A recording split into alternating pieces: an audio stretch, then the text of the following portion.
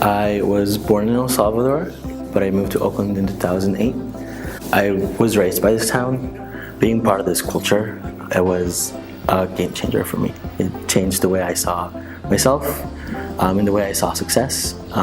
Just because here in Oakland 10, there's more people of color that are successful. A lot of times when people talk about DACA students, they tell you, oh, we're your doctors, we're your lawyers, but no one ever tells you, like, we're also janitors and we work at your restaurants and we're your neighbor that's been retired for a while. And so I think that changing what the word dreamer means has meant a lot to me. My name is Erick Garcia Lopez. I am part of the operations team here at Kapor Center, and I have worked here for a little over a year now.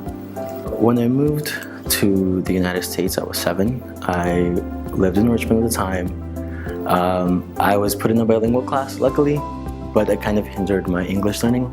Growing up, after I learned English, my parents instantly looked to me for help in everything. So the language barrier wasn't the only obstacle. It was about going home as a 14-year-old and having to be your parents' accountant, nurse, doctor.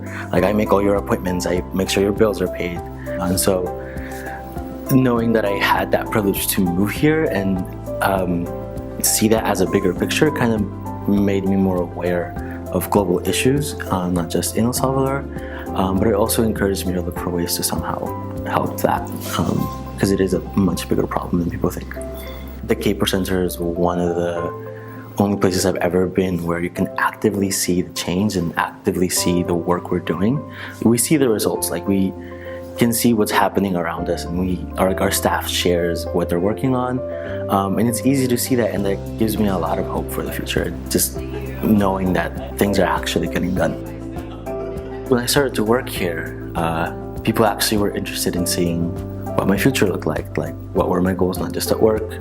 Like, they wanted to know what I was doing in school and what was going on at home, like what other things was I into, like, do you do art? And it made me stop for a second, like, what do I like?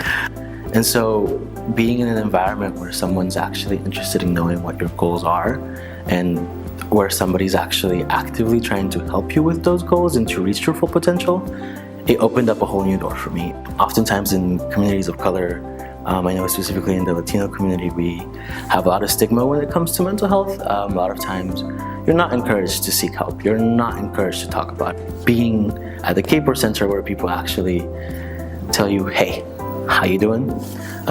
It made me actually reflect more on how my mental health was working itself out. And I realized that I needed to take some steps back and reshape the way I did things. To know that because I'm making someone's day easier, to know that because I'm helping someone work better, they're making a change in the world that's going to be for the better of everyone, that makes me happy.